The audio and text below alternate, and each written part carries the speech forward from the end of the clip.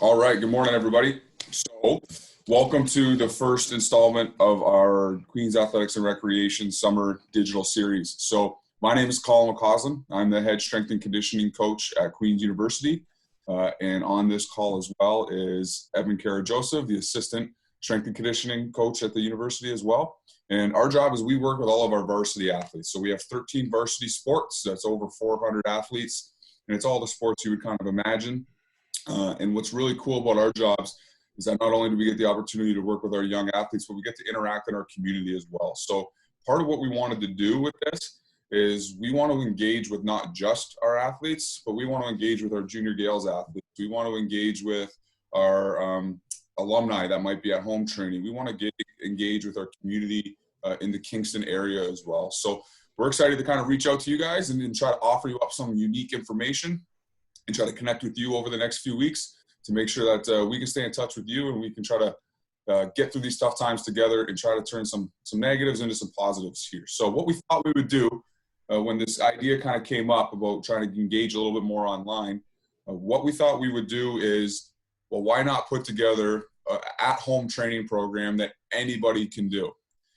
So what we did is Evan, Coach Evan here, he kind of took it upon himself to put together a first month. So week 1 through week 4 of a bodyweight only training program that you could perform anywhere. And obviously different people at different levels of fitness can kind of scale it appropriately for what they need. But we made it really easily accessible for everybody to do. And we made it kind of a one-stop shop. So all of the exercises and all of the workouts are in this one PDF document. You can find that at GoGalesGo.com/GalesGetActive.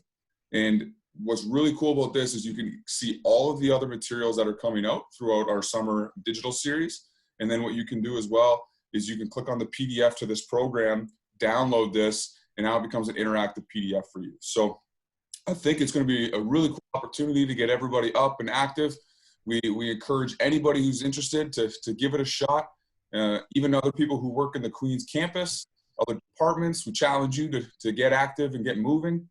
We think it'll be a really cool opportunity to get everybody moving in the same direction. So one thing to start with is you'll see at the very top of our program, and we're going to open that in a second, but it is important that if you have any pre-existing medical conditions that you do consult your doctor and make sure that you have some clearance before you begin any new physical activity. But if you're regularly active, this would be something that would be a good opportunity for you to try. So that's a little bit of who we are.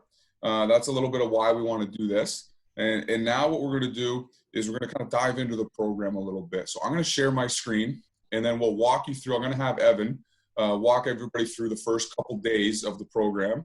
And then we'll kind of go back and forth, and I'll ask Evan a few questions here or there. And he'll show you how the actual program kind of works. So what we'll do is I'll throw it up on my screen right now, and this is the PDF that we've created for you that you can download online. Let me switch you over here. So I think everybody should be able to see my screen now. I'll zoom in a little bit. Okay, so this is our 4-week at-home training program, and you're going to see on page 1 of this PDF, and this will download right onto your phone as well. You'll see weeks 1 and 2, and then on second page, you'll see weeks 3 and 4. And we're going to do another one of these 9 a.m. chats. We're going to do this again in the first week of June, and then we'll show you how those workouts progress. There's a slight difference between weeks 1 and 2 and weeks 3 and 4 in this program with some progressions and some different challenges in there for you. And then obviously when we get into phase 2, we're going to progress this even a little bit more. So it's always going to be ever changing with lots of different options for you to train and get active. So I'm going to turn it over to Evan real quick. Ev, what I will do is I'll keep up my PDF here, and you can kind of you kind of just talk about what you want me to click on, and I can kind of walk the group through. Is that cool? Yeah, that sounds good. So like Colin said, the program is 4 weeks. And since it's May 4th right now, this takes us all the way to June 1st. So we'll have a new program June 1st. 7 days a week. It's got something for you. If you end up missing a day, don't worry. Just kind of pick up where you left off. Don't worry about like skipping on or finding a different spot. Just keep going from where you were. And we break the week down into our 7 days. So first day we have kind of like a strength circuit. So you can see we go 3 rounds through all these exercises. So we have bodyweight squats, push-ups, some mobility mixed in there, things like that. And then at the bottom is, it will say like the rest time, or if we have any notes for it. So you'll take a 2-minute rest in between each full round. So you'll just move through the 9 exercises. You'll take a 2-minute rest, go back to the top, and then go through that 2 more times. And all of these exercises are hyperlinked. So if you need to know what the exercise is, you can click on it, and it should open up a YouTube video to the exercise itself. So from there, day 2 of the program is a little circuit.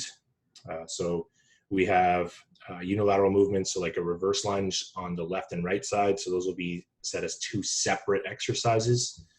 So you'll do a reverse lunge on the left for 20 seconds, move on to the next exercise, 20 seconds, and just work through all the exercises again. They're 20 seconds each.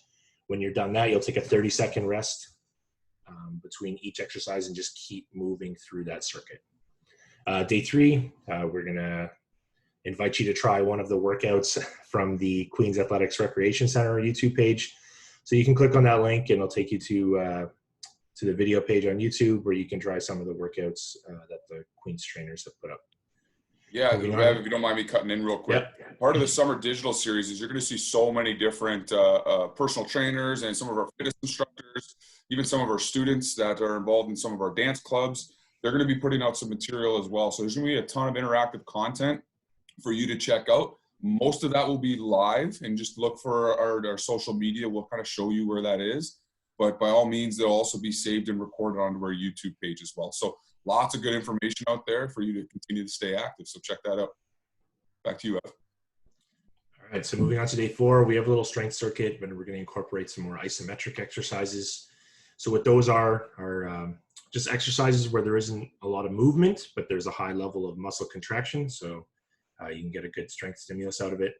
So you're going to do an iso lunge on the left side, and then similar to day 2, you'll go for 20 seconds. So you'll hold it for 20 seconds and move on through the exercises. This one, you're going to take a 20-second rest between each exercise, and you'll go through that for three rounds. And then day 5, another circuit here, 3 rounds through. You can kind of see a theme here, but 20 seconds for each exercise and a 30-second rest between each one, 3 times. And then day 6, you've worked hard here, so we got a little bit of a mobility/recovery day. So you'll go on a 10-minute walk. If you have a bike or any sort of cardio machine at home, feel free to use that as well. And then we'll take you through some stretching and mobility. And then you're going to finish with just lying on your back, 10-15 deep breaths, just try and relax there. And then day 7, 30-minute walk, run outside, just go at your own pace and stay hydrated. So that sort of layout kind of continues for the next 4 weeks. Big difference when you get to week 3 and 4. The second and the 4th day, or 5th day of the week, we basically have a little more high intensity circuit here. So you're gonna have the 4 exercises listed. These are all hyperlinked as well, but you'll do 10 reps each for as many rounds through as you can. So you obviously don't have to go crazy here, but take rest as you need it, and then just record how many rounds you get through, and you'll repeat those 2 same workouts on the last week, and the goal there is to try and beat your rounds for the week before. So one thing I think is just really cool about this program is does a really good job about balancing the strength aspect and building up a little bit of resiliency in the actual muscular tissue themselves, and then obviously adding the conditioning component to it. I think when we're talking, like especially athletic development, we're not just looking at making hard workouts for the sake of making things hard. And when we're thinking about trying to develop a well-rounded athlete, or in this case, anybody who's interested in exercising, you can't just only do one aspect of training. You can't just do cardio and expect to get a lot of long-term results from that. You can't just lift weights and not do any of the cardio work or conditioning work.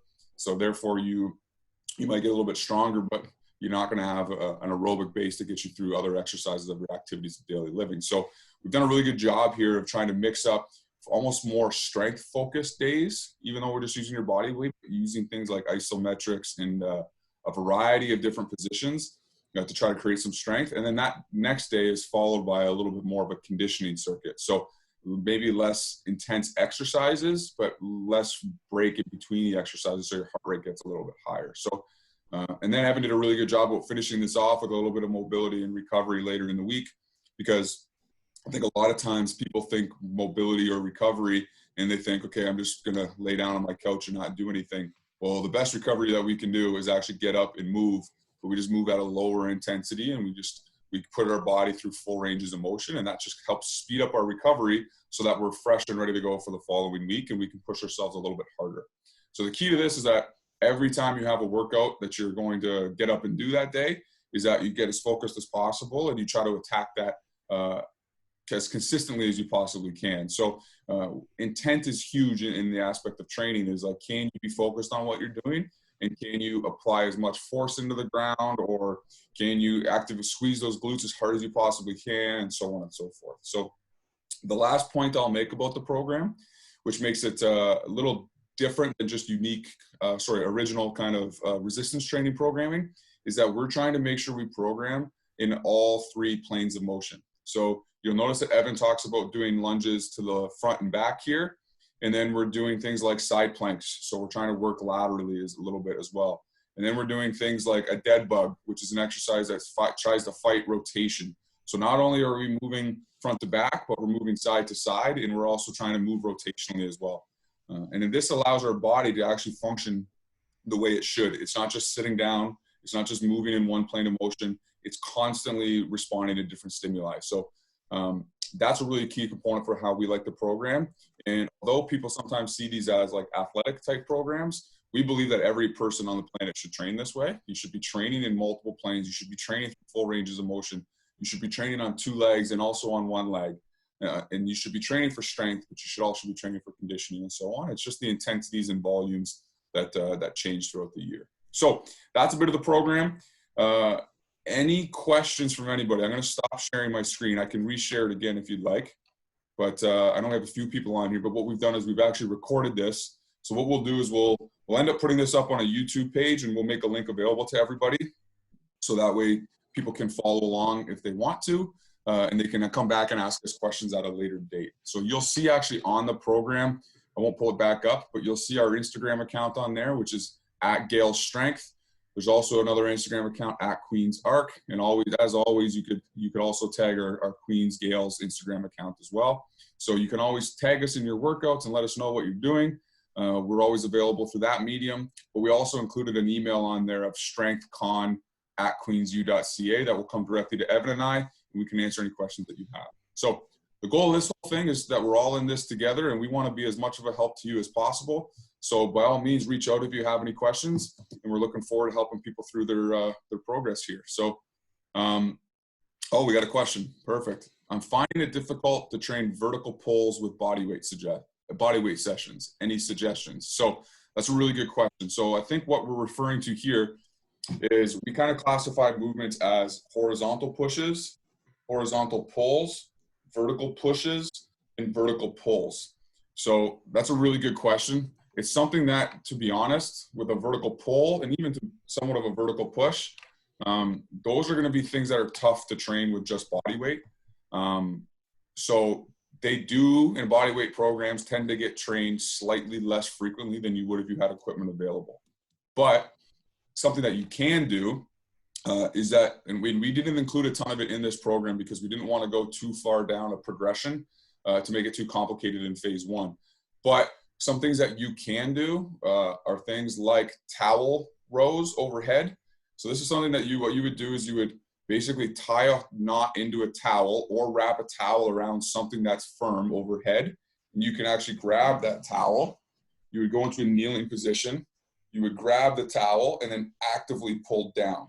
So that's different positions and you can choke up on that towel differently. Just make sure it's anchored. You can get a very large isometric contraction in your lat. So that's a really good one.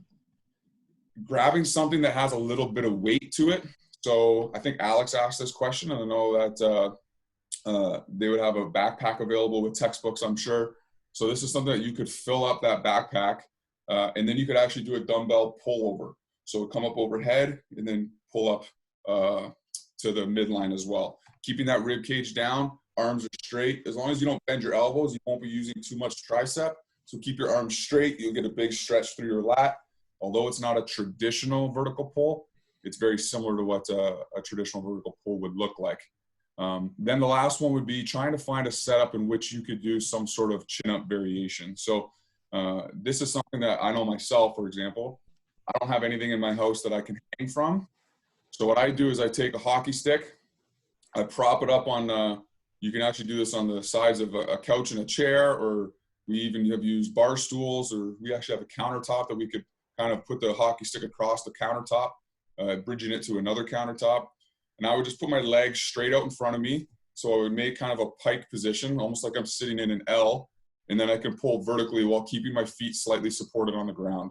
So I basically try to sit at a 90-degree angle, allowing me to pull vertically, and then I can change my hand grip in different positions. But my suggestion would be just make sure you're safe in doing that, so you're not in any flimsy equipment. It's a good hockey stick, but those are three that I think can help you quite a bit.